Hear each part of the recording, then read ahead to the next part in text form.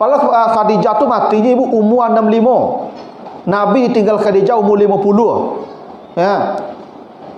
Kalau menurut ibu-ibu, kalau ada apa-apa boleh tu. Mati orang rumahnya umur 65, apa aku tinggal umur 50. Apa kau sedih atau apa ibu senyum? Ha? Kalau menurut ambo apa ibu, ya kan apa-apa aku kalau mati orang rumah biasanya kalau menangis tangannya mereka kuat. Tu makanya apa-apa aku nak dia gidah lah. Tak ada gidah lah ibu. Tak ada kalau ibu ada gidah mah ada masa berkabung mati suami ibu ampe bulan 10 hari ibu wajib berkabung. Tak boleh pakai baju rancak, tak boleh pakai wangi-wangi, tak boleh pakai badak, tak boleh pakai lipstick, baburu itu ibu kusui-kusui sah. Ampe bulan 10 hari wajib. Itu hukumnya tu. Tapi kalau kami mati ibu, oh tak ada lah besok pakai minyak tancur kami lah ya tu. Ya tak ada lah. Ya kami tak ada idah, tak ada berkabung lah. Ya jarang-jarang apa-apa aku yang berkabung istrinya matinya. Tapi kalau ibu mati suaminya sampai tua sampai mati tak ada ganti kalau tu. Ya tak betul. Oh Nabi tak apa ibu. Tidak ada yang paling menyesakkan dada Nabi kecuali mati Khadijah. Kenapa begitu? Karena Nabi tahu betul Bapak Ibu, tidak ada lagi wanita yang seperti ini di muka bumi ini. Tidak bakal ada lagi. Bukan cantiknya, 65 cantik apa pula. Tapi tidak akan ada lagi wanita yang pengabdiannya, pengorbanannya, ketulusannya yang bisa menandingi Khadijah surganya. Kenapa isteri Firaun melihat surga menjelang mati ibu? Karena dia dapat suami seburuk-buruk lelaki di muka bumi. Tapi dia bersabar. Dia bersabar. Isteri Firaun suaminya ibu, Firaun. Ibu, Firaun ibu. Nyo tapuk, nyo sipak, nyo pijak tiap hari ibu. Tiap hari. Tapi isteri Firaun kau tak pernah melawan, tak pernah menggugat cerai, tak pernah update status, tak pernah lah ibu. Isteri Firaun kau kalau ditapuk di Firaun ibu, nyoba doa saja ibu, baca doanya nanti di At-Tahrim 11 tu. Rabbi bnil indaka baitan fil jannah, ya Allah bangunkan saya istana di sorga ya Allah. Itu doa yang membuat isteri Firaun itu melihat sorga menjelang mati. Ibu kalau ingin begitu cubalah nyotapuk dia pak istana ya Allah. Nyotapuk dia pak istana ya Allah. Percayalah ibu. Ibu mati ibu sawada nikmat besok. Percayalah kamu. Oh ibu ni rajin menjawab, kau mati payah besok dah. Percayalah kamu. Ya cak ibu doa tadi tu isteri Firaun tu. Ada ibu dapat suami macam Firaun tu. Endak lah tu. Itu semalang-malang wanita tu dapat suami Firaun ibu, tapi dia sabar. Memang dapat suami yang buruk kita bersabar, surga. Khadijah sebaliknya dapat suami sebaik-baik lelaki dan dia berkorban total. Nyo kalau dapat suami baik, ibu banyak berkorban, percayalah kamu. Ibu kalau dapat suami baik, adiknya tolong, kakaknya tolong, mamaknya tolong, kebenakannya tolong, apa cakap ikut tu percayalah kamu. Itu pangkat cakap ikut tu. Kalau isi tak mau berkorban, jadi wanita dapat suami yang saleh tak mudah ibu, butuh pengorbanan, dan itu yang dilakukan Khadijah.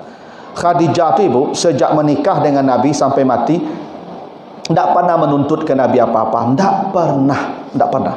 Hanya memberi berkorban, hanya begitu. Bahkan ini ibu, setelah Khadijah meninggal, Nabi kan punya isteri 9, karena total isteri Nabi itu 11. Tapi yang 9 ini setelah menikah, setelah Khadijah mati ini. Selama Khadijah hidup tak ada Nabi poligami ibu, tak ada. Padahal di masa di Makkah itu orang boleh punya isteri lebih dari satu, bahkan tanpa batas. 4 itu setelah hijrah, yang lebih dari 4 ceraikan sebagian, tinggalkan 4. Itu setelah hijrah. Ketika di Makkah Bapak Ibu tak pernah Nabi berpoligami, padahal di masa itu boleh tanpa batas. Bacalah sejarah Bapak Ibu. Nabi Daud istrinya 100. Iya ibu, Nabi Sulaiman 100, Nabi Ayub 100. Dah apa?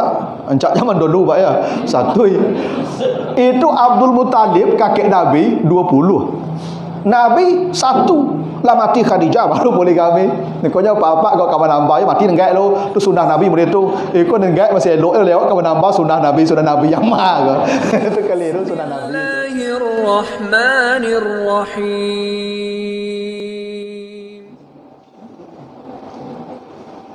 أعوذ بالله من الشيطان الرجيم بسم الله الرحمن الرحيم.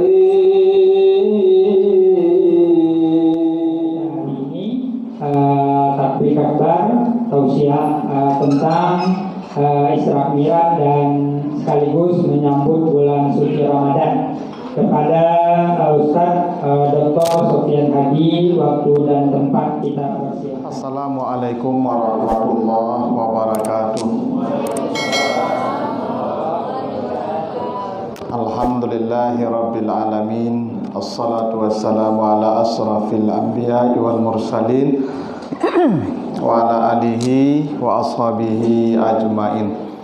Yang saya hormati Bapak Pengurus Musala Ar-Rahman, Bapak Ibu tokoh masyarakat, guru-guru kita, ustadz kita, Bapak Ibu jamaah hadirin yang dimuliakan Allah. Segala puji bagi Allah atas segala karunia-Nya. Alhamdulillah pada malam hari ini kita dikumpulkan Allah di rumahnya dalam majelis zikir yang penuh berkah ini, dalam rangka peringatan Isra dan Mi'raj Nabi Muhammad sallallahu alaihi wasallam, sekaligus tarhib Ramadan, berhubung Ramadan akan segera datang. Nah, Bapak Ibu yang saya muliakan, sebenarnya kalau pembicaraan Isra dan Mi'raj itu kan sudah biasa, sudah tiap tahun Bapak Ibu dengar. Ya, ceritanya begitu-begitu saja, tidak ada yang baru. Karena peristiwanya sudah terjadi, hanya pengulangan saja. Tapi kalau Bapak Ibu datang mendengar kajian Isra dan Mi'raj, yang baru itu pahalanya. Ceritanya ada begitu juga. Kalau yang baru ya pahalanya saja. Kata Nabi dalam hadis At-Tirmizi, kalau ada orang datang ke majlis, ya, dia hadir di majlis mendengarkan ayat-ayat Allah, maka dihitung langkah kakinya. Likulli khutwatin yaktuha ajru sanatin siyamuha wa qiyamuha.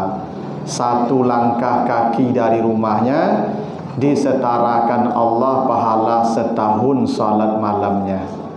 Jadi kalau Bapak Ibu salat malam tahajud setahun, itu sama dengan selangkah kaki orang yang datang ke majelis ilmu. Itu besarnya pahala orang yang datang ke majelis itu, Bapak Ibu. Makanya dalam hadis Bukhari ada orang pernah membunuh 100 orang. Lalu dia mendatangi majelis hendak bertanya apakah masih ada pintu taubatnya atau tidak. Karena sudah membunuh 100 orang.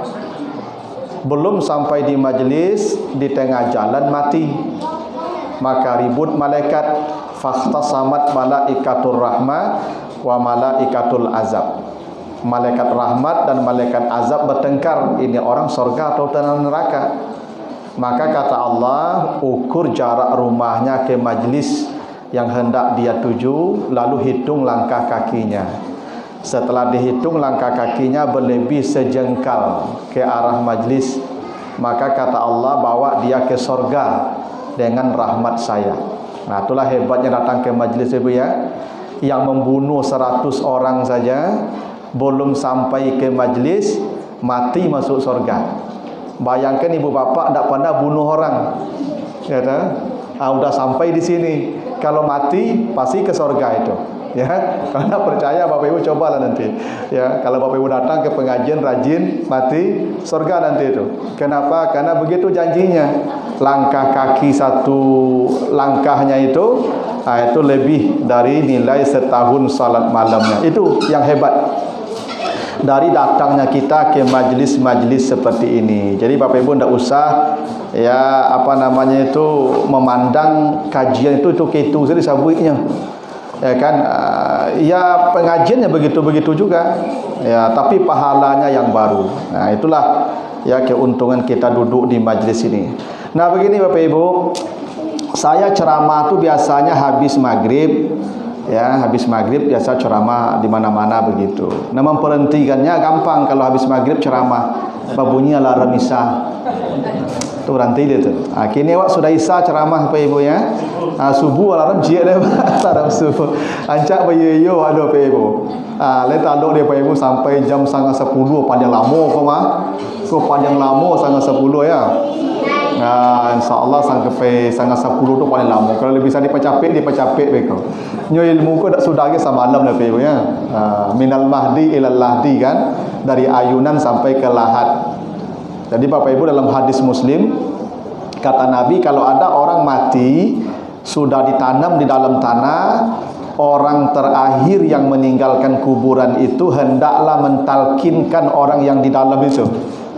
Orang yang ditimbun tu talkinkan. Mentalkinkan tu artinya mengajarkan sesuatu. Apa talkinnya?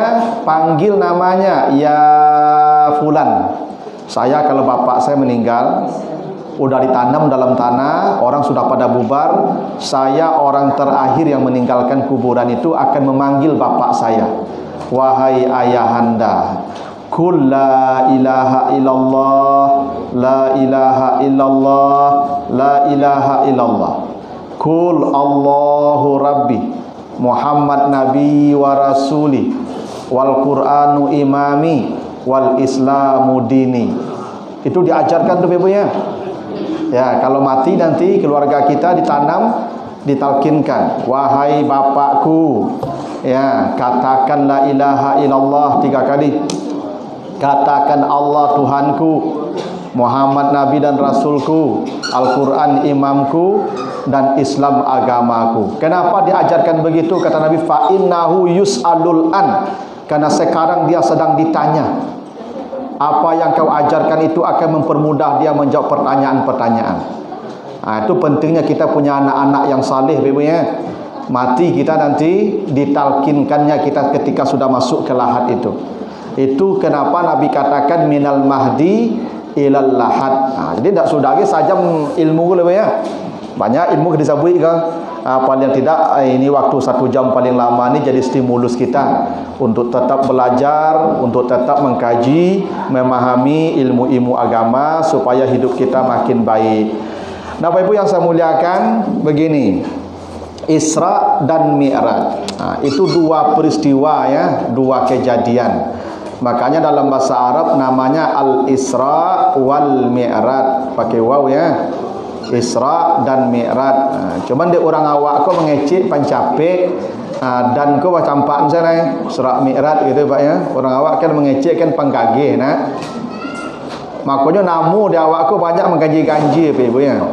Orang Arab kau Pak Ibu tak pandai mengarik-ngarik namu lah. So namu kau doa. Jadi kalau namanya Abdurrahman wajib dipanggil Abdurrahman, hamba Allah yang maha penyayang artinya. Ada awak ndak namo Abdurrahman, panggilan Siman dah jauh tu, hilang artinya. Kalau namanya Muslim wajib dipanggil Muslim, ndak boleh mui lah. Cuma orang awak dia pencapek dari itu sehingga berkarik-karik namo tu. Nah, Isra dan Mi'raj itu 2 kejadian, 1 Isra, 2 Mi'raj. Isra itu artinya jalan malam di bumi. Dari kata Sara itu, Sara itu artinya jalan malam. Ini kalau ibu namanya Sara atau Sari, itu artinya suku jalan malam. Ya. Itu artinya itu ya, Sara atau Sari ya. Makanya Nabi Yakub itu gelarnya Israel. Nabi Yakub itu gelarnya Israel, maka anak cucunya disebut Bani Israel. Kenapa Nabi Yakub gelarnya Israel? Karena dia pernah disuruh jalan malam-malam oleh Allah. Nah, jalan malam tu Isra namanya, Isra. El itu bahasa Syriania, El itu ilah atau Allah kalau bahasa Arabnya. Jadi Israel itu jalan malam atas perintah El itu Tuhan. Jadi Isra itu Nabi jalan malam di bumi. Yang itu diceritakan di surah Al-Isra, subhanallazi asra bi'abdihi lailan. Bahasa Arab malailannya dah rutenya minal masjidil haram ilal masjidil aqsa di bumi, dari Makkah ke Palestina. Nah, itu Isra. Nah, sepanjang perjalanan itu tidak sedikit kejadian peristiwa tamsil-tamsil yang dipertontonkan ke Nabi untuk jadi pelajaran bagi umatnya. Panjang ceritanya. Nah, Mi'raj itu artinya naik. Mi'raj itu artinya anak tangga. Anak tangga kalau kita naik itu namanya Mi'raj. Maka ada satu surat dalam Al-Quran namanya surat Al-Ma'arij, surat yang ke-70. Apa isinya? Ta'ruju ilaihil malaikatu fi yaumin kana miqdaruhu khamsina alfasana. Kata Allah, para malaikat naik setiap hari ke langit. Yang sehari mereka naik itu di dunia kita setarakan 50.000 tahun perjalanan. Jadi malaikat naik ke langit. Di langit itu ada namanya Baitul Ma'mur Bapak Ibu ya. tempat tawafnya para malaikat namanya Baitul Ma'mur. Kalau kita Baitullah, kalau kita pergi tawaf ke Makkah, Baitullah. Kalau malaikat pergi tawaf ke langit, Baitul Ma'mur. Itu disebutkan surah At-Tur, wal Baitil Ma'mur. Jadi Baitul Ma'mur tempat tawafnya malaikat ada di langit. Kata Allah, malaikat naik ke langit tu setiap hari. Yang sehari mereka naik perjalanan mereka, kita hitung perjalanan kita di dunia ini, di bumi ini 50.000 tahun. Barakalawenya langit ke bumi ya. 50.000 tahun kita berjalan dengan kendaraan di bumi ini, baru sehari ke langit malaikat. Itu baru langit. Di atas itu ada lagi Sidratul Muntaha, di atas itu ada lagi arasy Allah. Jadi betapa ringan, betapa kecilnya manusia ni Pak Ibu ya, dibandingkan ciptaan Allah yang lain. Bumi dan langit ni Pak Ibu, seluas itu tidak ada nilainya dibandingkan kursi Allah. Wasi'a kursiyuhus samawati wal ard. Kata Nabi, kalau langit dan bumi diletakkan di kursi Allah seperti pasir yang diletakkan di padang pasir. Di aras tu kursi Allah berada. Jadi aras itu makhluk Allah yang paling besar. Nah, kursi yang besar tadi ditaruh di aras Allah itu seperti sebutir pasir pula di padang pasir yang luas. Nah, betapa kecilnya kita ni Bapak ya, dibandingkan alam semesta ini ya, dibandingkan ciptaan-ciptaan Allah yang lain. Nah, para malaikat itu naik ke langit tu. Nah, Nabi Muhammad Isra dan Mi'raj. Jadi Mi'raj itu dari Baitul Maqdis naik ke atas langit 1, 2, 3, 4 sampai 7. Kalau langit ke 7 Ibu, sabit Allah sebut begitu. Sab'a samawat, langit tu 7. Dan setiap langit ada pintunya Ibu tu. Apa pintu tu? Itu makanya Nabi Muhammad tu Ibu ndak dari Makkah naiknya lah tu, ndak bebas lah ke Palestina, naik ke langit, turun baru Palestina balik. Baru ke Makkah, baru betul di atas Palestina kau ada pintu-pintu langit. Itu makanya Palestina tu negeri yang diberkahi, allazi barakna haulahu. Negeri yang diberkahi kena pintu langit, di atas kota buka pintu langit, turun barakah dari langit. Karena barakah turunnya dari langit. La fatahna lahum abwabus sama, ya, barakatun minas sama, diturunkan barakah dari langit. Nah, pintu langit di atas itu Palestina itu. Itu makanya Nabi Muhammad naik ke atas tu. Itu makanya setiap pintu langit Jibril mengetuk itu. Assalamualaikum, waalaikumsalam. Siapa? Saya Jibril. Bersama siapa? Bersama Muhammad utusan Allah. Ya, ada yang memerintah ke sini. Ya, saya diperintah Allah ke sini. Mana SPPD-mu? Baca lihat SPPD tu. Oh, dah. Oh, preso. Silakan naik. Tak bisa tak pakai SPPD, tak bisa lagi. Naik ke pintu langit tu ada penjaganya tu. Bapak Ibu kalau mati nanti, itu pasti lewat pintu langit. Nanti baca surat Al-A'raf. Ya, surat Al-A'raf ayat yang ke-40. Orang kalau meninggal dunia, ruhnya dibawa ke alam barzah lewat pintu-pintu langit. Orang kalau matinya baik, maka kata Allah, allazina tatawaffahumul malaikatu thayyibina yaquluna salamun alaikum. Itu di An-Nahl ayat 32, para malaikat menyambutnya di setiap pintu langit dengan kata salamun alaikum, salamun alaikum.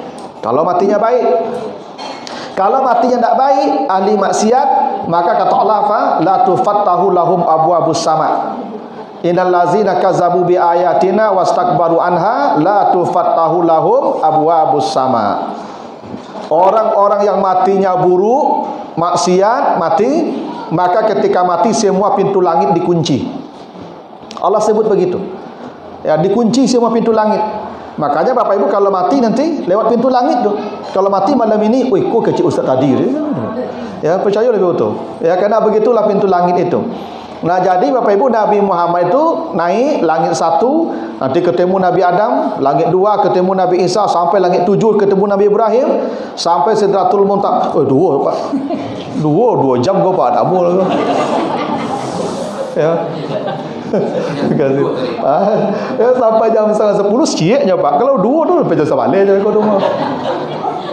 Nah, jadi Bapak Ibu, itu sampai ke Sidratul Muntaha.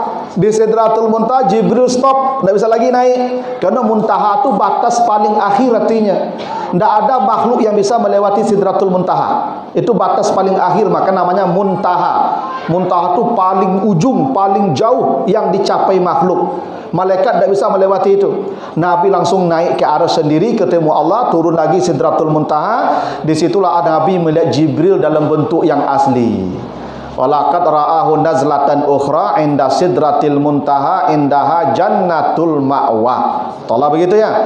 Itu Nabi Muhammad sampai Sidratul Muntaha, tampaklah Jibril dalam rupa yang asli untuk kali yang kedua. Kali yang pertama ketika di Gua Hira itu terima wahyu, maka Nabi ketakutan tu minta diselimuti. Kena pertama lihat Jibril, yang kedua di Sidratul Muntaha. Di samping Sidratul Muntaha itulah kata Allah ada sorga Jannatul Ma'wa. Jadi kalau Bapak Ibu bertanya sorga di mana Ustaz? Di langit. Tak percaya apa ya situ? Ya, di langit Pak. Allah sebut begitu, di samping Sidratul Muntaha. Nah, jauh tu Pak Ibu. Sedangkan ke langit saja itu 50.000 tahun perjalanan. Apalagi sampai Sidratul Muntaha, terlalu jauh itu. Ya. Nah, Nabi turun lagi ke bawah, itu namanya Mi'raj. Nah, sepanjang perjalanan di langit itu maka banyak pula kejadian tamsilan peristiwa yang diperlihatkan ke Nabi untuk jadi pelajaran bagi kita. Nah, Bapak Ibu, Isra dan Mi'raj itu diceritakan di dua surat yang berbeda. Isra di surat Isra, Mi'raj di surat An-Najm. Makanya An-Najm itu bintang benda langit. Karena ini dua mukjizat yang berbeda. Kalau Al-Quran mukjizat untuk manusia dan jin. Tapi kalau Isra dan Mi'raj mukjizat untuk manusia dan jin hingga para malaikat yang di langit. Kenapa? Tidak ada malaikat satu pun yang bisa melampaui melakukan perjalanan seperti Nabi sampai ke aras. Tidak ada. Yang di aras ada malaikat, tapi 8 orang malaikat yang memikul aras saja. Yang itu memang diizinkan oleh Allah. Ke atas tidak bisa lagi itu. Tidak ada. Dan Nabi Muhammad melewati perjalanan para malaikat. Itu kenapa di dua surat diceritakan, kerana dua surat menjadi mukjizat yang berbeda bagi semua makhluk ciptaan Allah. Nah, Bapak Ibu, yang paling penting adalah untuk apa Nabi diperjalankan? Apa tujuan Nabi diajak jalan-jalan? Ada 4. Mudah-mudahan cukup waktu. Pertama, Nabi diajak jalan-jalan di Isra dan di Mi'raj itu untuk membuktikan janji Allah kepada beliau. Sebelum peristiwa Isra dan Mi'raj ini, itu turun surat Alam Nasrah. Alam Nasrah laka sadrak. Kami akan lapangkan dadamu Muhammad. Karena Nabi Muhammad sebelum Isra dan Mi'raj itu Ibu berada dalam kegoncangan batin. Dada beliau sesak. Maka dilapangkan tu. Makanya sebelum berjalan dibedah dada Nabi itu. Diangkat kantong setan yang menyesak dada Nabi itu, alaqatus sauda namanya. Tu maka dada Nabi lapang setelah itu. Dada Nabi bakari kandiangnya Ibu. Jadi ibu kalau suami ibu berkahwin kaniangnya memang dah dapat dak pandai dibalah lah. Nya setannya banyak dalam tu. Ya, nya kan setan ku di dado ya. Allazi waswisu fi sudurin nas.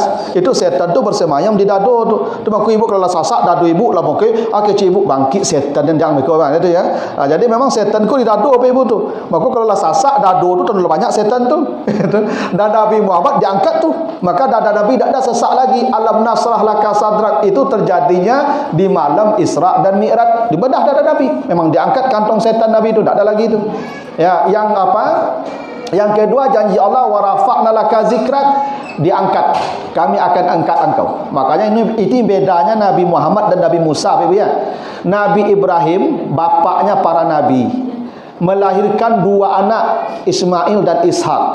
Melahirkan 2 nabi terbesar. Ishak melahirkan Nabi Musa. Itu nabi terbesar dari Bani Israel, dari suruh Nabi Ishak. Nabi Muhammad nabi terbesar dari keturunan Nabi Ismail. Tapi dari kedua nabi yang besar ini, Nabi Muhammad yang paling top. Kenapa?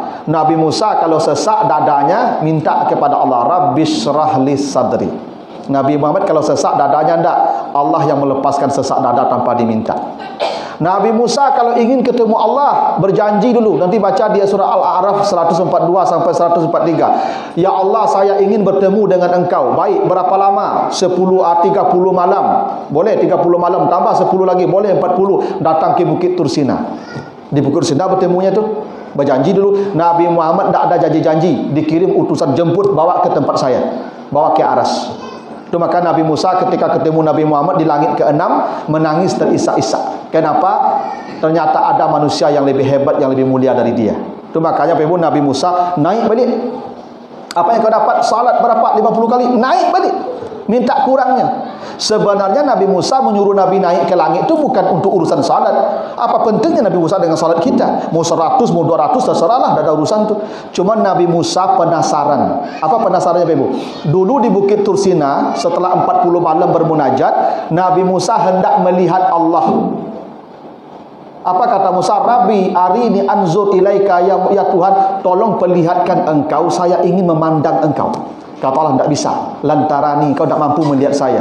Iya, saya ingin melihat engkau. Kata Allah begini, lihat bukit tu.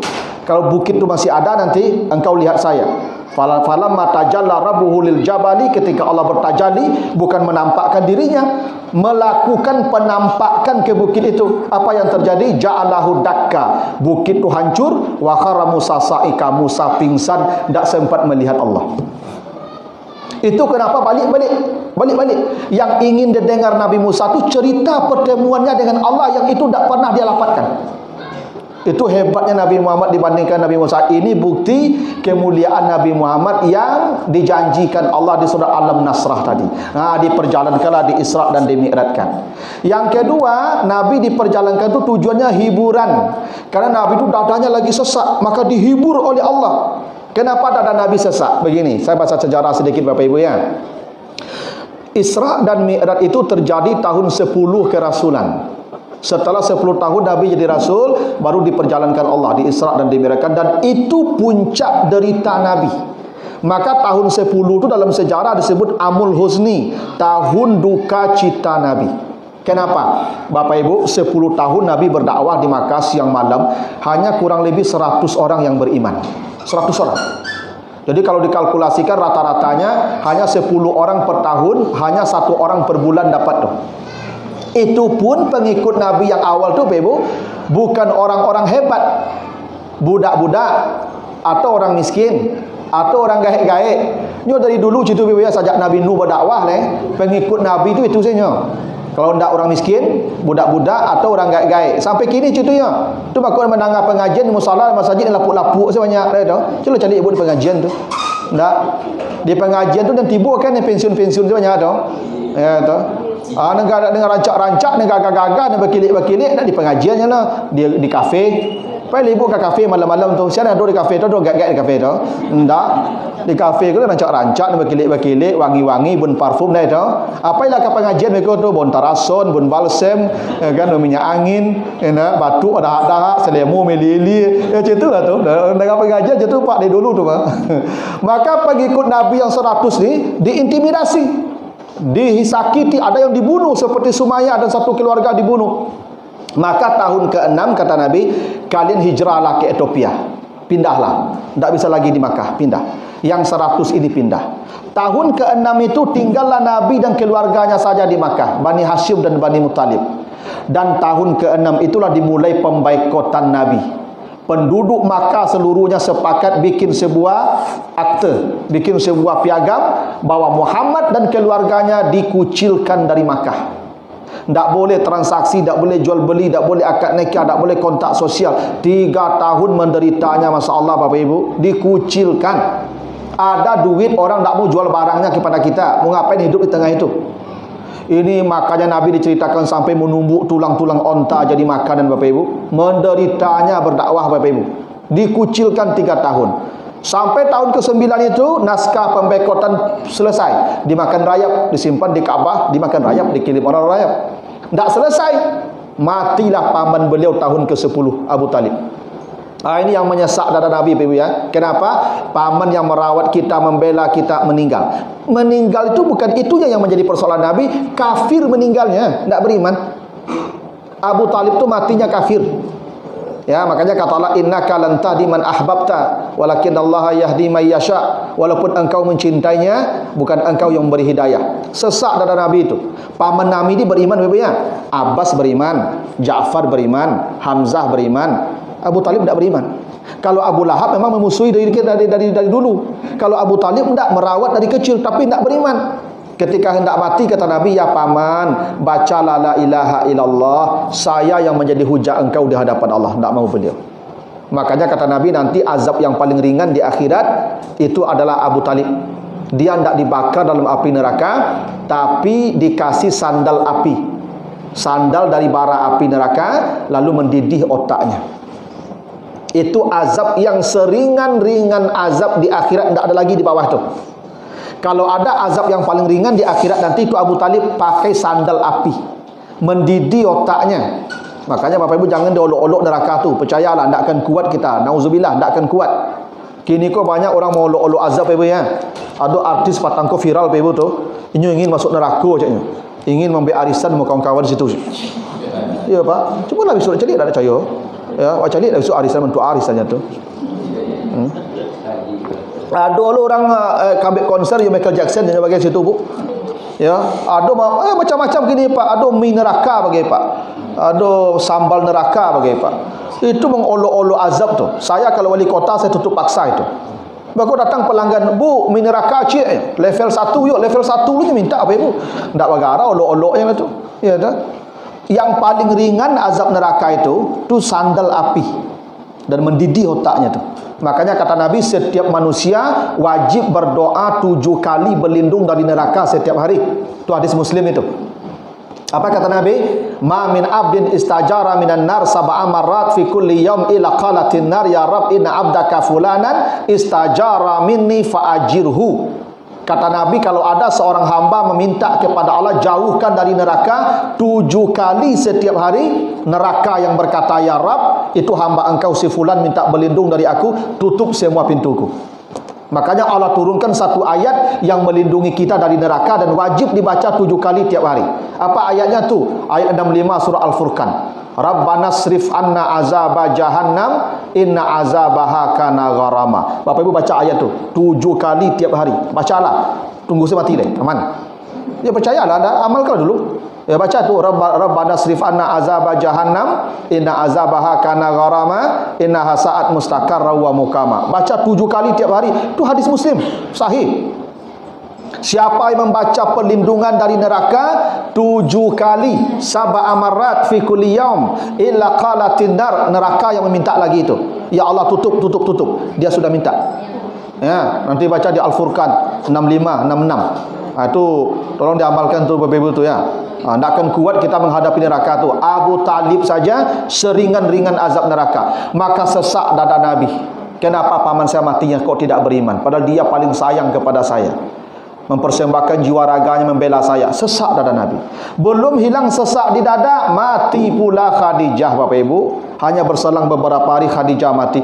Ini yang paling menyesakkan dada Nabi Bapak Ibu, matinya Khadijah. Tidak pernah dada Nabi sesempit itu, sesesak itu mati, kecuali matinya Khadijah. Padahal Bapak Ibu, Nabi itu punya anak dari Khadijah 6. 5 mati sebelum Nabi. Ada Qasim, Abdullah, Ruqayyah, Ummu Kalsum, Zainab mati sebelum Nabi itu. Nabi yang menguburkan mereka. Tidak ada sesak dada Nabi. Hanya Fatimah yang mati setelah Nabi. Tapi kalau mati Khadijah, sesak dada Nabi. Padahal Khadijah tu matinya ibu umur 65. Nabi tinggal Khadijah umur 50. Ya. Kalau menurut ibu-ibu, kalau ada apa-apa boleh tu mati orang rumahnya umur 65, apa aku tinggal umur 50. Apa kau sedih atau apa Ibu senyum? Ha? Kalau menurut ambo Pak Ibu, ya kan apa-apa aku kalau mati orang rumah biasa ya, kalau menangis tangannya mereka. Tu makanya apa-apa aku nak dia gidah lah. Tak ada gidah lah Ibu. Dah ada kalau ibu ada idah ada masa berkabung, mati suami ibu ampe bulan 10 hari ibu wajib berkabung. Tak boleh pakai baju rancak, tak boleh pakai wangi-wangi, tak boleh pakai badak, tak boleh pakai lipstik, baburu itu ibu kusui-kusui sah. Ampe bulan 10 hari wajib. Itu hukumnya tu. Tapi kalau kami mati ibu, oh tak ada lah besok pakai minyak tancur kami lah ya tu. Ya tak ada lah. Ya kami tak ada idah, tak ada berkabung lah. Ya jarang-jarang apa-apa aku yang berkabung istrinya matinya. Tapi kalau ibu mati suaminya sampai tua sampai mati tak ganti kalau itu. Ya tak betul. Oh Nabi tak apa ibu. Tidak ada yang paling menyesakkan dada Nabi kecuali mati Khadijah. Kenapa begitu? Karena Nabi tahu betul Bapak Ibu, tidak ada lagi wanita yang seperti ini di muka bumi ini. Tidak bakal ada lagi. Bukan cantiknya, 65 cantik apa pula. Tapi tidak akan ada lagi wanita yang pengabdiannya, pengorbanannya, ketulusannya yang bisa menandingi Khadijah untuk suaminya. Makanya kata Nabi dalam sebuah hadis yang sahih, hanya ada 2 wanita yang melihat surga sebelum mati. 2. Satu istri Fir'aun, Asyah. 2 Khadijah istri Nabi. 2 wanita yang diperlihatkan surga, nih surga sebelum mati, bukan setelah mati, sebelum mati datang malaikat Jibril memperlihatkan surganya. Kenapa istri Firaun melihat surga menjelang mati ibu? Karena dia dapat suami seburuk-buruk lelaki di muka bumi, tapi dia bersabar. Dia bersabar. Istri Firaun, suaminya ibu Firaun, Bu, Firaun ibu. Nyo tapuk, nyo sipak, nyo pijak tiap hari bu. Tiap hari. Tapi isi Firaun ko tak pernah melawan, tak pernah menggugat cerai, tak pernah update status. Tak pernah le bu. Isteri Firaun ko kalau ditapuk di Firaun ibu, nyo berdoa saja ibu. Baca doanya nanti di At-Tahrim ayat 11 tu. Rabbi bnilah indaka baitan fil jannah, ya Allah bangunkan saya istana di sorga ya Allah. Itu doa yang membuat isteri Firaun tu melihat sorga menjelang mati. Ibu kalau ingin begitu cubalah nyo tapuk dia pak istana ya Allah. Nyo tapuk dia pak istana ya Allah. Percayalah ibu. Ibu mati ibu sawadan nikmat besok. Percayalah kamu. Oh ibu ni rajin menjawab, kau mati payah besok dah. Percayalah kamu. Ya cak ibu doa tadi tu si Firaun tu. Ada ibu dapat suami macam Firaun tu. Enggak dah tu. Itu semalang-malang wanita tu dapat suami Firaun ibu, tapi dia sabar. Memang dapat suami yang buruk kita bersabar, surga. Khadijah sebaliknya dapat suami sebaik-baik lelaki dan dia berkorban total. Nyo kalau dapat suami baik, ibu banyak berkorban, percayalah kamu. Ibu kalau dapat suami baik, adiknya tolong, kakaknya tolong, mamaknya tolong, kemenakannya tolong, apa cakap ikut tu, percayalah kamu. Tahu? Itu pangkat cakap ikut tu. Kalau isi tak mau berkorban, jadi wanita dapat suami yang saleh tak mudah ibu, butuh pengorbanan, dan itu yang dilakukan Khadijah. Makanya begini, baca buku sejarah ya. Khadijah tu ibu sejak menikah dengan Nabi sampai mati tak pernah menuntut ke Nabi apa-apa, tak pernah. Hanya memberi berkorban, hanya begitu. Bahkan ini bu, setelah Khadijah meninggal, Nabi kan punya isteri 9. Karena total isteri Nabi itu 11. Tapi yang 9 ini setelah menikah, setelah Khadijah mati ini. Selama Khadijah hidup, tak ada Nabi poligami ibu, tak ada. Padahal di masa di Makkah itu orang boleh punya isteri lebih dari 1. Bahkan tanpa batas. 4 itu setelah hijrah. Yang lebih dari 4 ceraikan sebagian, tinggalkan 4. Itu setelah hijrah. Ketika di Makkah Bapak Ibu tak pernah Nabi berpoligami. Padahal di masa itu boleh tanpa batas. Bacalah sejarah Bapak Ibu. Nabi Daud istrinya 100. Iya Ibu, Nabi Sulaiman 100. Nabi Ayub 100. Dah apa? Encak zaman dulu Pak ya. 1. Itu Abdul Muttalib kakek Nabi 20. Nabi 1. Lah mati Khadijah baru poligami. Nikahnya apa-apa kau kawan nambah mati nenggak lo. Tu sunah Nabi murid tu. Ikut nenggak masih elok lewat kawan nambah sunah Nabi yang mah. Itu keliru sunah Nabi itu. Nah jadi Bapak Ibu, itu isteri Nabi yang 9 itu, itu beda Bapak Ibu. Itu banyak menuntut. Coba Bapak Ibu baca surat Al-Ahzab ayat 28. Apa asbab nuzulnya? Ya ayuhan nabi kulli azwajika ya in kuntunna turidnal hayatad dunya wa zinataha fata'alina umatti'kunna wa usarrihkunna sarahan jamila. Muhammad, panggil semua istrimu, kalau mereka minta perhiasan juga kasih perhiasan. Wala saufa yu'tika rabbuka fatarda, semua akan dikasih, tapi ceraikan mereka semua. Ceraikan. Kenapa Nabi disuruh menceraikan istrinya itu? Karena istri Nabi ko Pak yang 9 ko Pak pernah demonstrasi Pak. Pernah demonstrasi Bu. Gara-gara apa sajak menikah jo Nabi tak pernah pakai barang ameh loh. Mas ibuku banyak masalahnya di ameh Pak. Makanya ibuku disuruh pakai ameh, bo ameh ku penurun tensi Pak. Asa banyak ameh tensi stabil tu Pak. Ya ibu-ibu ku asa banyak ameh Pak, itu tensinya standar Pak. Ya kalau tak ada ameh Pak tu asam urat naik begitu, kolesterol naik begitu. Tanya lah ibu kamu. Makanya ibu-ibu ku disuruh pakai ameh supaya tensi stabil. Ini sudah sesuai jo ameh Pak. Nah, kan isi Nabi ku sejak menikah Nabi tak pakai ameh. Kan Nabi kalau mau bisa juga. Tapi Nabi tidak. Walal akhiratu khairul laka minal ula. Kerana Nabi sudah memilih akhirat, dunia tidak dikasih lagi. Ini isi Nabi tidak sabar. Karena ibu-ibu di Madinah itu banyak kayu-kayu ibu. Kerana suaminya pengusaha, ada yang pedagang, ada yang petani korma sukses. Ibu-ibu di Madinah aku ibu, nyu pakai barang ameh banyak. Nyu ibu-ibu dari zaman dulu sampai kini gak sama perangai kau. Asal pakai ameh kau, nyocok garuk-garuk lagi orang. Tahu dah? Pokoknya ada ibu-ibu nyu pakai galang ameh banyak-banyak kape ke masjid, ke musala sembahyang ibu. Itu takbirnya beda Pak, takbir ihramnya. Beda Pak. Kalau yang tak pakai ameh itu Allahu Akbar capek. Yang pakai ameh enggak Allah nyekuncang diri ibu dah itu ibu ya. Nah istri Nabi kau tak tahan dia angin-angin begitu. Minta ameh lah. Maka turun ayat itu, ceraikan mereka. Apa maknanya tu ibu? Istri Nabi kau banyak pinta. Khadijah yang tak pernah banyak pinta ibu. Tak pernah menuntut, tak pernah. Makanya baca sejarah Khadijah tu, saya itu ibu penting Khadijah tu ya, biar ibu nanti ya jadi Khadijah sudah boleh. Nah, kecil apa-apa, alhamdulillah lah. Nah, jadi Bapak Ibu, Khadijah ini itu sebelum menikah dengan Nabi Bapak Ibu, itu paling kaya di kota Makkah, itu paling kaya. Maka Nabi itu anak buahnya tu. Maka dia jatuh cinta ke Nabi itu karena tertarik karena kejujuran dan integritas Nabi itu. Nabi dia suruh pergi berdagang ke Syam. Ditemani Maisarah. Maisarah itu pembantu Khadijah. Maisarah itu laki-laki ibu ya, jangan pedusi, tidak pedusi, dia itu laki-laki tu mah.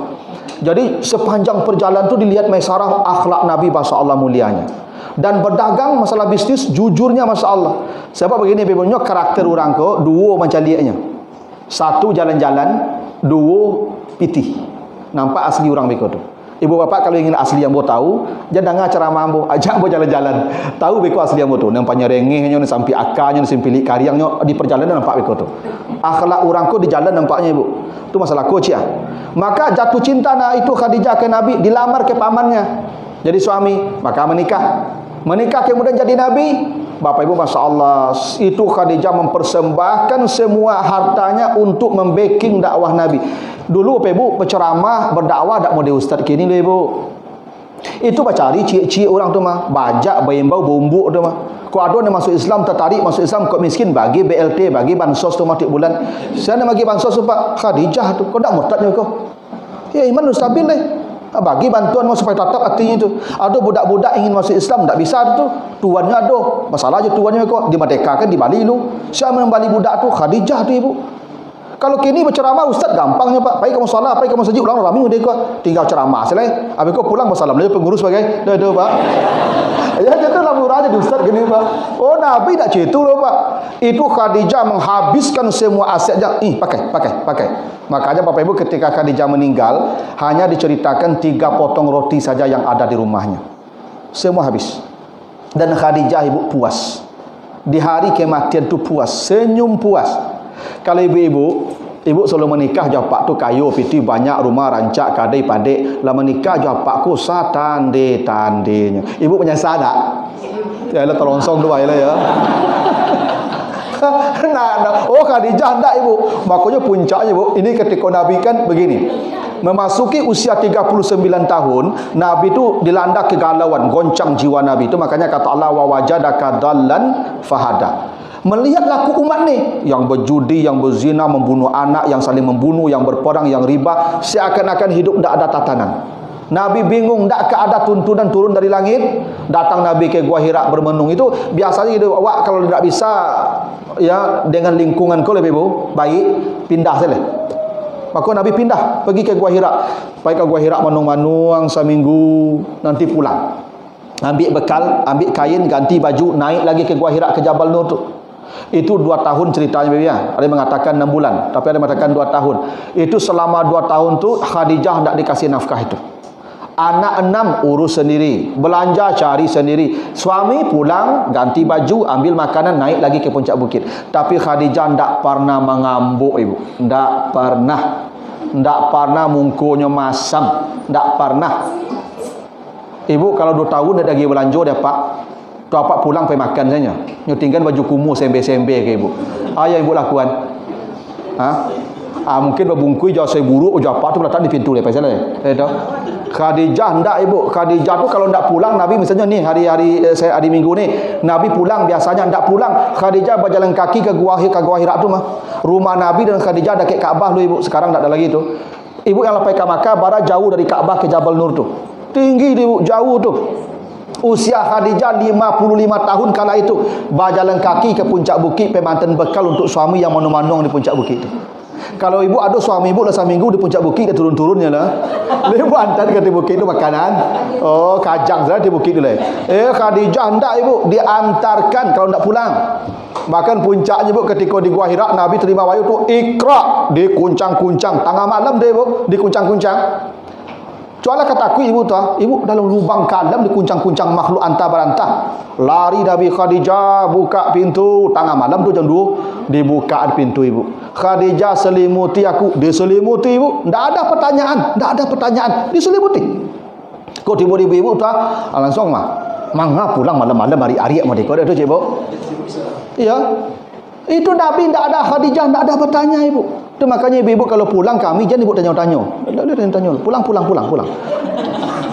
Ya Pak, kau pulang 1,001 pertanyaan Pak. Ya dah, mana pulang? Kamu tadi tak boleh begitu tu ibu. Sasangok kami menjawab kau tu mah. Ya tak boleh Pak, tak boleh bertanya benda tu. Ya, ibu kalau pulang kami kok kamu tanya pelayanan, kamu makan, kami minum, kalau tu dah lo. Pi manyo, manyo kau dah mua lah kau. Ya dah ibu. Tu maka kadang apa-apa kau dah banyak yang panjang umur dah, sampai matinya. Dia pertanyaan ibu tu lah tu. Ya tu. Makanya ibu kalau pulang kami tak boleh tanya banyak-banyak lah. Tenang kami dulu. Besoklah siang baru bertanya Khadijah ke Nabi, ya Rasulullah, ya Pak, ya suamiku, yang terjadi semalam. Baku mari adik pulang. Apa kata Nabi? Ambo dipagui-pagui entah apa makhluk dalam lubang takui. Apa kata Khadijah ibu? Suamiku, engkau orang baik, engkau tidak pernah bermusuhan dengan orang, engkau rajin silaturahim, engkau rajin membantu orang, tidak adalah orang yang akan mencelakakan dirimu, tidak mungkin ada orang yang mencelakakan dirimu. Kata Nabi, iyo lo madak tanang Nabi itu. Itu hebat Khadijah itu ibu. Banyak masalah Nabi ibu pulang bersobok Khadijah habis masalah Nabi. Itu beda ibu-ibu Khadijah. Ya, kalau ibu-ibu kami tidak ada masalah di luar, lo pulang banyak masalah kami jadinya. Itu Khadijah tu ndak ada ibu. Oh, itu makanya litas kunu ilaiha. Ya kami menikah je ibu supaya tenang kami. Banyak masalah kami, sebab je ibu hilang satu masalah tu. Ya tu. Makanya ada apa-apa ibu nyo pejabat kau. Dia pak kau dek sayang ke orang rumah ibu nyo pasang foto isterinya di HP ibu di profil kau. Jadi kalau ada masalah di kantor ibu nyo cari foto isteri kau tenang saja ibu. Banyak masalah nyo cari foto isteri kau tenang nyo balik. Banyak masalah nyo cari foto isteri tenang nyo balik. Anak buahnya kepo. Pak, apa sayang mana ke ibu? Batu. Asal ada masalah di kantor kau pak cari foto ibu tenang saya pak bantu. Ayo mal. Dan dia cetulan tu. Dan sebanyak-banyak masalah, sekadang-kadang masalah dan cari foto orang rumah hamba kau hilang masalah tu. Batu ikut lebih kadang masalah lain kau kuat. Nengko kau lebih kadang masalah lain. Nyo kalau ada masalah negara ketik hilang ibu. Jadi lo kamu. Nah itu. Tak begitu itu. Yo Khadijah tak pernah begitu ibu. Oh ketika Khadijah ko alunya tanang Nabi lai, alunya tanang lai. Dia bawa ke Warakah lai. Kami Warakah lai paman beliau. Kamilah Warakah. Kata Khadijah ceritalah. Ceritalah Nabi ke Warakah. Apa kata Warakah? Demi Allah, yang datang semalam tu Namus Jibril yang datang ke Ibrahim, yang datang ke Nabi Musa, engkau Rasul, engkau Nabi yang kami tunggu ni. Lalu kata Warakah, Khadijah, mulai hari ini suamimu akan disakiti orang, akan dihina orang, akan dicaci maki orang, dan suamimu bahkan diusir dari negerinya seperti Nabi Ibrahim dan Nabi Musa. Kalau saya masih hidup, saya bela dia. 2 bulan Warakah meninggal dunia setelah itu. Dibawa pulang lagi oleh Khadijah sampai rumah Nabi lelah, diselimuti balik sampai takaluk. Maka dalam kitab sirah diceritakan ibu, ketika itulah Khadijah menatap wajah Nabi dalam-dalam. Ketika Nabi lelah tidur, ditatap oleh Khadijah sampai mengalir air mata Khadijah ibu. Haru Khadijah karena jadi isteri Nabi. Tapi terbayang keinginannya tu. Kata pamannya, suamimu akan disakiti orang, dihina orang, bahkan diusir orang. Tak terbayangkan tu derita suami, maka semua jiwa raganya dipersembahkan untuk Nabi. Dan makanya ibu-ibu kalau ingin tak melawan kapak, calik-calik bantu apa ketika lalu. Caliklah. Mana buruk bantunya ibu. Caliklah. Itu latih ibu tu mah tu dak mencari ibu siang malam tu mah. Kadang lalu dari ibu gadang bagi ibu tangan lawi lalu bagi tu mah. Pulang bagian ibu satu ekor tu mah. Dah tu. Tidak patut ibu melawan kami setiap dah lah. Itu. Maka calik-calik dah kami ketika lalu tu ibu. Dak kawan lawan ibu kami nak cubalah. Dulu kami tak modeko lah ibu. Dulu kami gagah-gagah. Ikut modeko lah baru saja je ibu. Ya tu. Nah makanya Khadijah begitu. Nah itu yang lah mati tu ibu. Tak kasasak dado tu. Tampik curhat lah habis. Tampik melapangkan masalah dah hilang. Maka diajaklah Nabi jalan-jalan untuk melapangkan dada beliau yang sesak tadi. Itu rahsia itu. Tu makok jalan-jalan kau peradu pak. Makanya pak di rumah sediakan anggaran jalan-jalan tu ibu. Ya sekali setahun diajak ibu kau ke Eropah bagai atau ke Australia bagai. Oh putar-putar di Balimbiang sudah di menikah sampai mati pak. Ya tu. Diajak agak jauh jalan-jalan. Karena memang penting jalan-jalan kau kalau stres berjalan-jalan. Tapi hebatnya kemana Nabi diajak jalan-jalan? Minal Masjidil Haram ilal Masjidil Aqsa. Jadi bapak ibu kalau stres panik jalan-jalannya ke masjid. Itu hebatnya tu. Kenapa? Karena bapak ibu kegelisahan itu obatnya di rumah Allah. Itu maka kenapa Nabi Isra dan Mi'raj minal masjid? Kenapa dari masjid? Karena setelah Khadijah mati, Nabi sering tidurnya di masjid. Karena kalau galau datang ke masjid, tidur di sini. Itu makanya Pak pengurus musala kau jadi kunci-kunci Pak. Pak dia asal tak buka pintu dah bahan. Kau ada apa-apa bercakap jibu lalu siko. Insyaallah tenang Pak, percayalah Pak kamu. Ya tu. Ya, jadi kalau ada apa-apa golek-golek di musala ada seorang bercakap di rumah itu. Dia tanda itu. Ya, karena memang ibu bapa kalau buka pintu musala, pintu masjid apa doanya? Allah maftahli abwaaba rahmatika, ya Allah bukakan pintu rahmatmu. Itu dah. Dulu Ashabul Kahfi ketika diburu-buru, hampir dibunuh, sesak dadanya masuk ke goa. Apa doanya masuk goa? Rabbana hablana min ladunka rahmah. Sama Pak. Sama. Apa yang terjadi pada Ashabul Kahfi? Ditidurkan Allah 300 tahun. Itu rahmat Allah. Begitu dada mereka sesak, masuk pintu goa, baca Rabbana hablana min ladunka rahmah, ditidurkan 300 tahun. Itu rahmat Allah. Makanya Bapak Ibu kalau ada masalah masuk musala, masuk masjid, dah terkantuk matanya ya, dengan ceramah lalu okay, kan? Itu bukti rahmat Allah tu, tenang hati itu. Ya tu. Maka kalau dengan ceramah aku orang takaduk tu Pak, tado doanya dijawab tadi tu. Nya minta rahmat tu kok terkantuk tu. Ya. Oh tado orang dapat rahmat kok Pak kantuk matanya Pak. Lalu nya. Ikut tak mudah lah Pak. Di rumah ada orang payah lalu Pak. Latih spring bed, mati AC, mati lampu, duit AC, buta-buta. Baik kamu salah, kamu saja menyanda saya ke temboknya Pak. Sekancangku Ustaz mari hari lalu dia Pak tu. Itu kan tak sembarang orang lah Pak tu. Itu orang-orang yang dapat rahmat tu Pak. Cayalah Pak kamu. Ya tu, orang pilihan tu yang bisa lalu dengan pengajian tu Pak. Orang-orang yang dapat rahmat tu. Cayalah Pak kamu.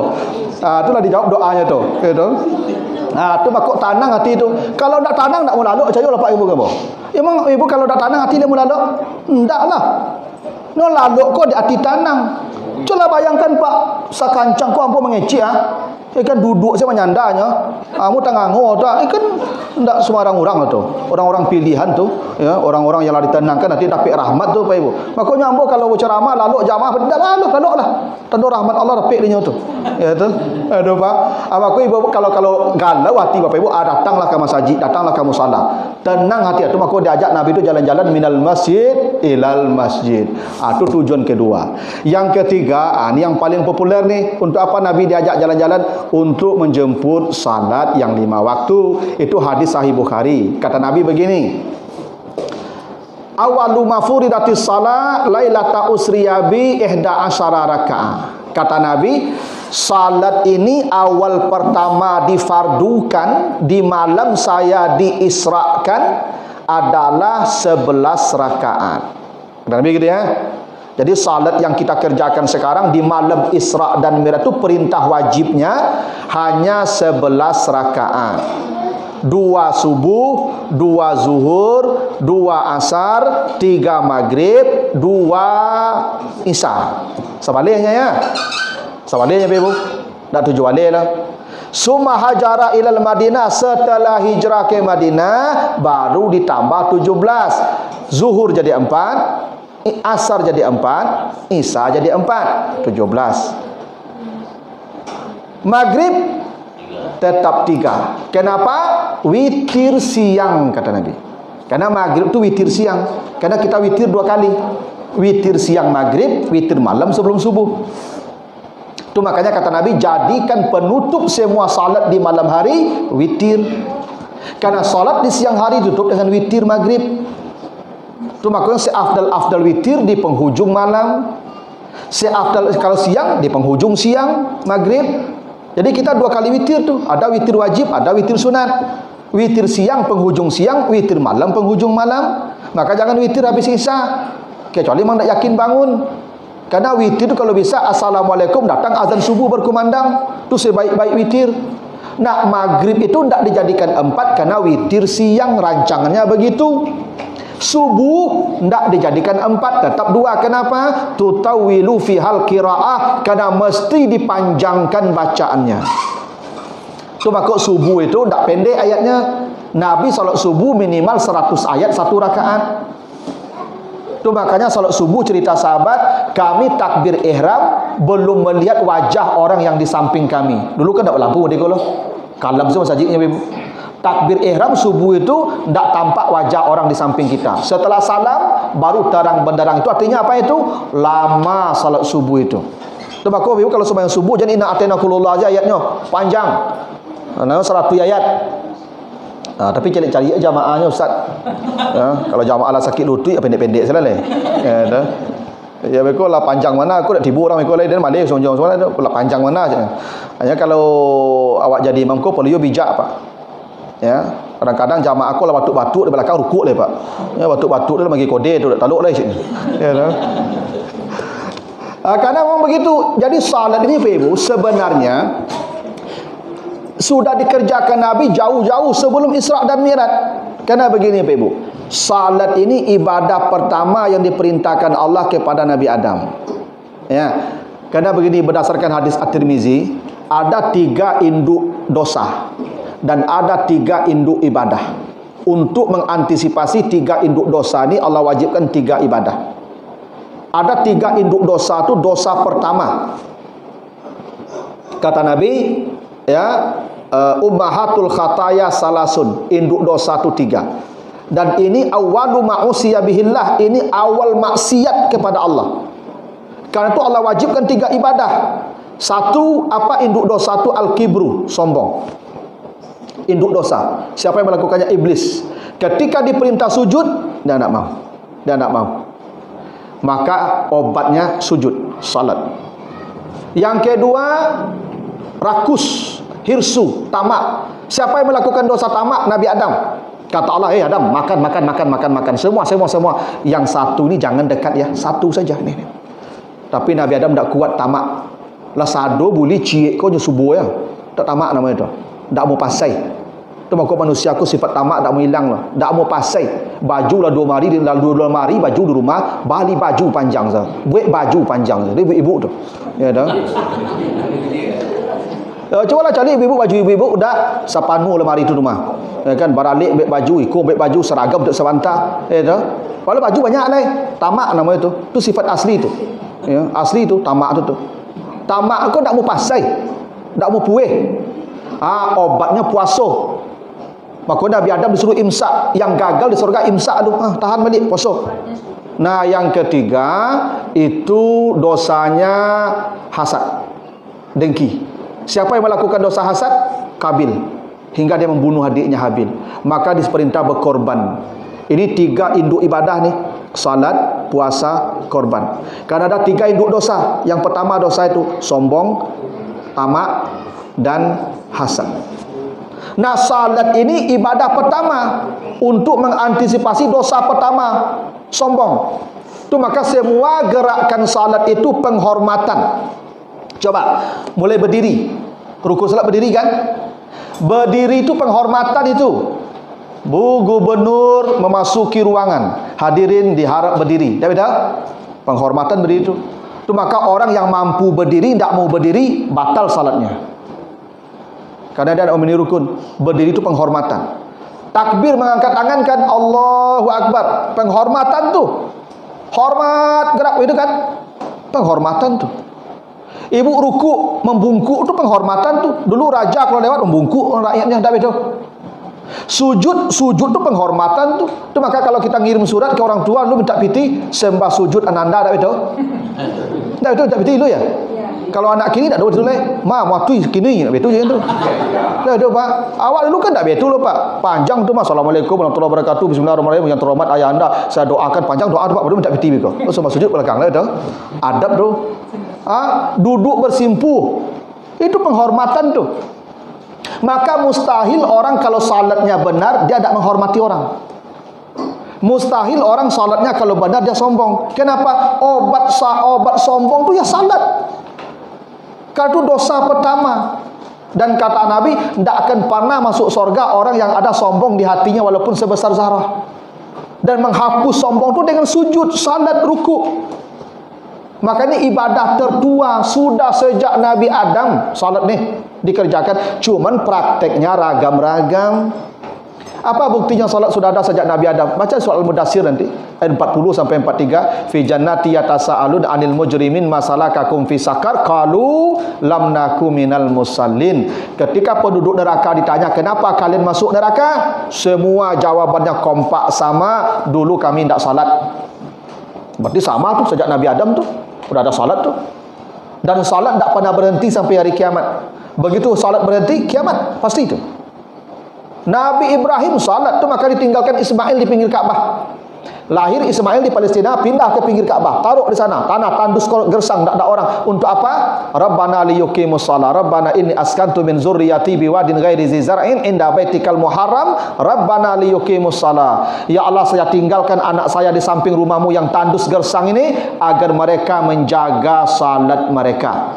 Salat Pak Nabi Ibrahim tu. Nabi Musa salat tu, makanya di Bukit Tursina tu Allah berkata itu, aqimis salata li zikri. Salat. Nabi Isa salat, wa ausani bis salati wa zakati ma dumtu hayyan. Nabi Sulaiman kenapa dikasih penyakit stroke? Nabi Sulaiman tu pernah stroke ibu. Nanti baca surat Sad mulai ayat 32 sampai 36. Walakat fatanna Sulaiman ala kursihi jasadan summa anab. Sulaiman tu pernah penyakit stroke, tergeletak di kursi berbulan-bulan tu, tak tahu menggari dah. Apa salahnya bu? Talambik salat asar sekali. Inni ahbabtu hubbal khair. Nabi Sulaiman tu kan punya kendaraan mewah, namanya raja lah, orang kaya lah. Punya koleksi mewah tu, ada Ferrari, ada Lamborghini, ada banyak Pak, orang kaya lah kan namanya Pak. Suatu hari Nabi Sulaiman ko memandian kudo-kudo ko sampai terlambik asar. Lampi tak pada matahari baru asar. Apa yang terjadi? Disembelih semua kudanya. Disedekahkan semua kudanya, tidak ada kuda lagi. Kenapa? Dia menyesal kenapa ini kuda, ini kemewahan kok melalaikan dia dari ibadah. Disembelih semua. Begitu tobat Nabi Sulaiman tu ibu, talambik sekali. Tu makanya Nabi Sulaiman disebut ni'mal abdu innahu awwab, sebaik-baik ahli ibadah dan sebaik-baik orang yang bertobat kepada Allah. Sekali terlambik sembahyang asarnya, semua kendaraannya disedekahkan. Makanya papa ibu kok ada terlambik sembahyang gara-gara mandi noto, serahkan noto tu. Itu Sulaiman contohnya tu Pak. Ya, terlambik sembahyang gara-gara ngurus rumah, serahkan rumah tu. Tidak ada nilainya ibu. Dunia yang bapak ibu punya itu tidak akan sebanding dengan pahala yang lewat dari ibadah tu. Coba salat sunat saja 2 rakaat sebelum salat subuh, kalau ibu bapak melaksanakannya di waktu fajar habis azan subuh, melebihi dunia dan isinya 2 rakaat tu. Itu yang sunat baru dah, apalagi yang wajib. Tak hebat tu ibadah itu. Makanya Nabi Sulaiman faham, sedekahkan semua hartanya. Ambillah. Itu kenapa Nabi Sulaiman dihukum tu terlambat salat asar sekali. Itu artinya apa? Salat dikerjakan sepanjang generasi. Cuman salat kita ni beda Bapak Ibu. Apa bedanya? Bapak baca sejarah salat, perintah salat ke umat yang lalu tu aqimis salat, mandiri, sendiri. Tapi ke umat Nabi Muhammad aqimus salat, disuruh berjamaah. Kalau yang lain sendiri. Kalau kita berjamaah, kenapa sendiri orang dulu salat? Umurnya panjang-panjang. Nabi Nuh dan umatnya, walaqad arsalna nuhan ila qaumihi falabisa fihim alfasanatin ila khamsina am. Nabi Nuh hidupnya dan kaumnya 1000 tahun. Oh 1000 tahun hidup, ibadah surang tak masalah lah ibu. Panjang masuk beribadah. Awak umur 60 nya ibu. 60 nya mati. Ya kalau saleh dari ketek ku umur 40 baru tobat baru. Umur 50 baru kamu salah baru. 60 lah mati dah 10 tahunnya. Surang lah sembahyang tu. Rugi tu. Tapi kalau bapak ibu boleh berjamaah salat, satu jamaah nilainya 27 sendiri. Kalau ibu salat jamaahnya 20 tahun saja, 600 tahun umur ibadahnya tu. Itu rahasianya kok dilipat gandakan segitu tu. Karena umur kita pendek-pendek. Di samping itu kata Nabi, salat berjamaah tu azka. Salatul rajuli ma'ar rajuli azka min salatihi wahdih, wa salatul rajuli ma'ar rajulaini azka min salatir rajuli ma'ar rajuli, dan seterusnya. Salat seorang dengan satu orang berjamaah lebih baik daripada salat sendiri, lebih bersih. Salat satu dengan dua lebih bersih daripada salat satu dengan satu. Makin ramai, makin banyak jamaah tu makin bersih, kata Nabi. Begini, aku air bah, kalau masuk ciri cacat aku tak boleh minum lagi. Najis. cara membarasin air kau kawan jual air lain. Cari air sampai yang sampai 60 kali 60 bak tu masukkan ke air situ tu. Tu ambil balik, minum balik. Halal. Bersih. Kenapa? Berjamaah. Membersihkan yang kotor tu dengan jamaah. Tu makanya air laut tak bisa dikotori lagi. Kenapa? Terlalu banyak jamaahnya. Makanya kalau berjamaah salat bersih salatnya. Yang macam-macam dalam sembahyang penganal dengan jamaah bersih. Bersih. Makanya nanti kalau ibu bapak ibu berjamaah, nilai salat dihitung dengan salat imam. Itu makanya kafir imam, laporannya bersama imam. Itu makanya yang jadi imam tu yang paling baik bacaannya, yang paling banyak hafalannya, yang paling dalam ilmunya, yang paling baik akhlaknya. Nah, baru terakhir usianya. Ndak gaek je dulu Pak. Ndak umur ko kudian ko. Ya, apa-apa yang tak bagi gigi dia jadi imam je lah. Tak luri bacaan kau itu, ya kan? Suruh dia mudah-mudah jadi imam lah. Biar berasi bacaannya. Karena salat jamaah diukur dengan salat imam. Itu rahasianya kenapa perintah salat itu sejak awal aqimu as-salah. Tapi kalau salat malam, salat sunat sudah dikerjakan Nabi, sudah. Tapi perintahnya sendiri. Ya ayyuhal muzammil qumil laila. Bukan kumi. Kenapa? Sunat sendiri. Kalau wajib, aqimu bersama-bersama. Nah makanya Bapak Ibu, ini ibadah yang paling pokok hingga dijemput ke langit.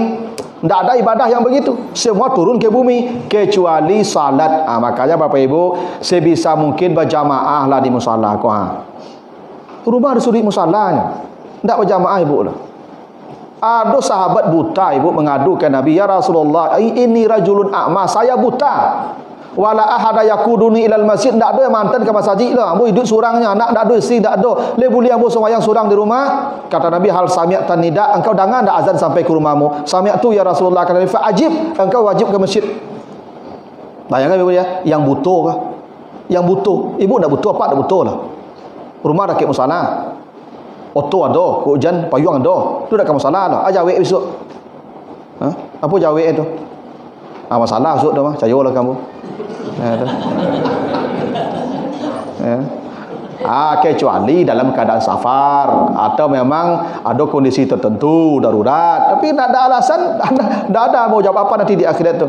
Itu makanya nikmat yang banyak dikaitkan dengan salat itu ya. Inna a'tainakal kausar fasalli lirabbika wanhar. Nikmat yang banyak berkait dengan salat. Semakin baik salat, semakin mudah hisab nikmat. Kalau nikmat ditanya, sumalatus alunna yauma izin anin naim, meringankan hisab nikmat, jaga salatnya. Itu hebatnya salat tu. Dan itu kenapa dijemput. Itu bukan diturunkan ke bumi, dijemput ke langit. Itu hebatnya. Hebat tu makanya Bapak Ibu, kata Allah wa'mur ahlaka bis salah. Suruh anak-anakmu salat. Wastabir alaiha, bersabarlah dengan sabar yang ekstra. Ibu bapa kadang-kadang awak anakku terlambat sampai sekolah takut awak. Terlambat sembahyang awak antuk saja. Tak pernah ada rasa camih awak anakku terlambat salatnya. Awak lapai ke masjid yang main api di rumah, tak pernah diajak ke musallahnya. Pada perintah Allah wastabir, bukan sabar biasa itu. Sabar ekstra itu, menjaga salat anak-anak kita. Puasa nantilah bandingnya. Haji nantilah gaeknya. Tapi salat tak ada cerita. Muru auladakum bisalah wa hum abana usabain, suruh saja umur 7 tahun. Umur 10 nak salat pukul fadribuhum. Tak sederhana semua yang golop ibu. Makanya kadang-kadang boleh heran gini ibu. Mangga kok berjamaah di masjid kau dengan gaek sini banyaknya. Apa kau isi komplek kau dengan gaek saja? Tak mungkin ibu. Mangga awak dak pandang memasuk anak awak pergi ke masjid kau, kunci pintu rumah tu sadonya. Angkat luar ya masjid ya. Tak ada alasan nak ke masjid. Tak ada alasan. Alasan apa dah dipakai? Kecuali sakit, kecuali safar. Kadang itu yang paling pokok, saking pentingnya salat tu. Nanti Bapak Ibu lihat di akhirat tu kalau tak percaya. Betapa hebatnya salat tu, kata Nabi, yang pertama dihisab tu salat. Baik-baiklah semua amalnya. Tak celakalah dia. Itu makanya anak-anak kita perlu Pak. Ya, ambo dah yakin Pak aku isi komplek kau model-model beliau usah kau tak dulu. Ya.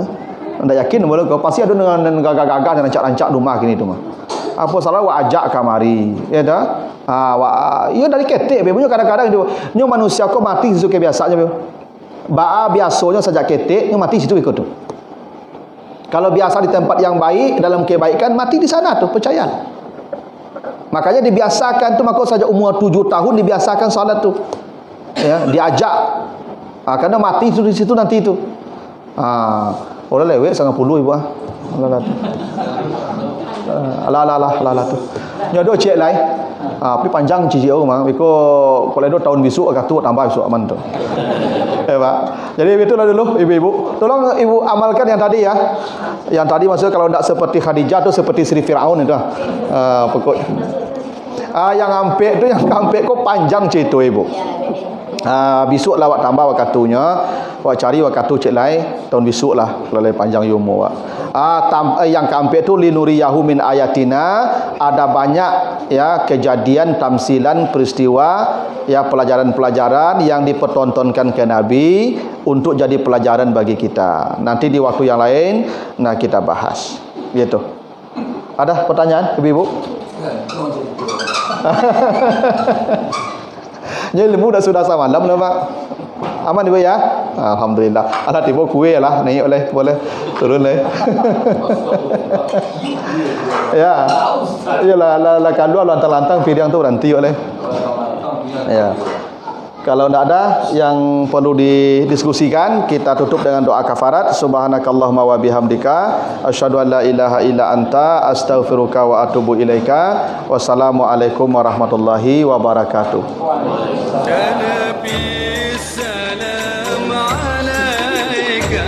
Ya Rasul salam alaika, ya Habib salam alaika, salawatullah alaika. Oh, bagus. Pakai apa atau semua? Bagus.